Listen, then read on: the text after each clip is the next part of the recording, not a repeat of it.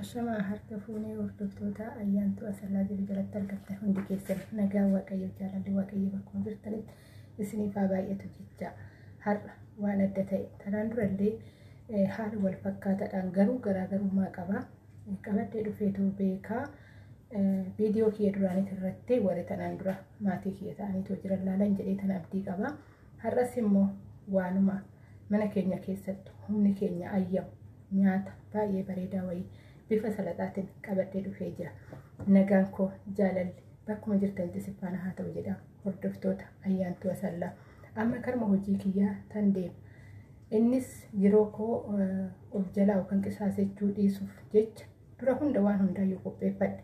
Garuu isuma waan beektan waan ta'eef isinittan hima maal akkan qopheeffadhe. Asitti qaayisirii muradhee qopheeffadheetu jira. Nan affeele salaxaan hojjedhaafan. Haala biraatiin hojjedhee jira tanaan dura kuni kan mataa isaa of danda'edha kan tanaan dura hojjedhellee kan mataa isaa of danda'e waan ta'eef iyyuu asitti batinjaan hojjedheetu jira tanaan duras isa hojjedheera haala wal fakkaataa miti garaagarummaa qaba viidiyoo duraanii warri ilaalee ni beekaa jechuudha egaa kadhaqa laalaas ni jedhu wal beekna waan ta'eef iyyuu jechuudha irra deebi'aa viidiyoo laalaa jechuudha kana dinnicha tabbafadhee qopheeffadhee ture ofii qofaaf waan xiqqoo hojjedhe isin baay'ifachuu ni dandeessu akkuma nama wal biratti baay'ate asitti qaaraa biyya keenya akkanatti qopheeffadheetu jira dhedheeressee muree asitti filfilii isaanitti yaa malkiidhaan wal fakkaata malee garaagarummaa qaba jechuudha asitti kanan qopheeffadhe abukaadoodha haala kanaan muree timaatimis haala kanaan muree qopheeffadheetu jira hunduma isaatuyyuu egaa kaa'e kan nama dubartii takka dubartii kan fakkeessu shamara takka shamara kan fakkeessu dhaaltummaa haadharraa dhaalte yookaan mana keessatti akkatti guddattetti qabdee mana ormaadhatti jedha maanguddoonni oggaa haasa'an egaa kan waanuma maanguddootarraa dhageen isinitti haasa'a hunduma caalaa dubartii kan nama shi fakkeessu yookaan dhaabbannaa ishiitii miti yookaan dibannaa ishiitii miti yookaan hojjaa ishiitii miti yookaan akkatti kofaltuuf akkatti deemtuu ishiitii miti kan nama fakkeessu dubartii tarii isa san osoo jireenya mataa keetii yookaan gaa'ila keessa iseenis si fayyaduu danda'a gaafa gaa'ila keessa geesse inni hunduun laalamu kan laalamuu danda'amu akkamitti dubartiin tun ogeetti mana ofii qabattee jiraatti kan jedhudha kanaafuyyuu mo'an yookaan beekumsi yookaan ogummaan xiqqummaan qabdu akkuma jireenya biyya keenyatti akkuma mana keenyatti waan hojjetachuu qabnu waan humni keenya ayyamu isa san garuu waan xiqqootti akkamitti fayyadamnee mana keenya qabachuu dandeenya kan jedhudha kuni marri gatii kan nama baasisiisu miti osoo beekna ta'e aradduma keenya keessa argannaa jechuudha kana isummaa fanniisa akkamitti akka gatii xiqqaadhaan hojjechuu qabnu kan jedhuufi dinnichi kana mara gatii nama baasisiisu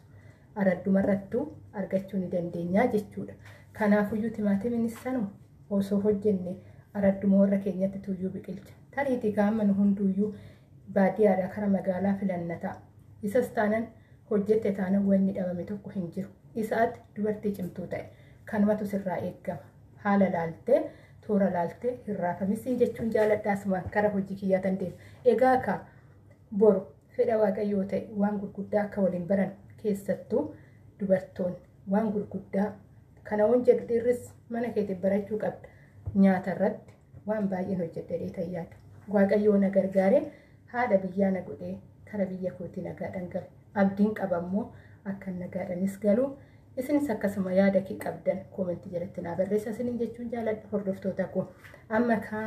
karma isaatiin deemaa walitti deebinaa erguyyuu hin deemina turtii ayyaantu asallaa wajjin godhaa. Egaa kaakunoo kana fakkaataa hordoftoota kooyii salaxaa hojjedheetoo jira haaluma salphaa ta'een waanuma xiqqaa osoo gatiin hin baasisiisin haala kanaan hojjennee itti fayyadamuu ni dandeenya manuma kee keessatti shiroo gaafa hojjettee shiruma cinaatti waan akkanaa kana waggaa hojjette mana keelles yoo isaa kana mana isa waggaan jedhu nyaanni biraa mana qurrisiisa jechuu kooti miti karaa gaariidhaan hubattan jedhee tanan garuu yeroo hundaayyuu waan addaa gaafa mana kee keessatti hojjette atuu itti gammadda ijoollee kee bichaa qofa osoo hin ta'in abbaa manaa kee qofa bichaa osoo hin ta'in dubartii kaa irruman deebi'an mallee kan waa ishee fakkeessu hojii harka isheetidha isiniin jedheetu jira. Hordoftoota koo kana fakkaata. Egaa waanuma salphaarra hin hojjedhe waanuma biyya keenyattis mana keenyattis argachuu dandeenyudha.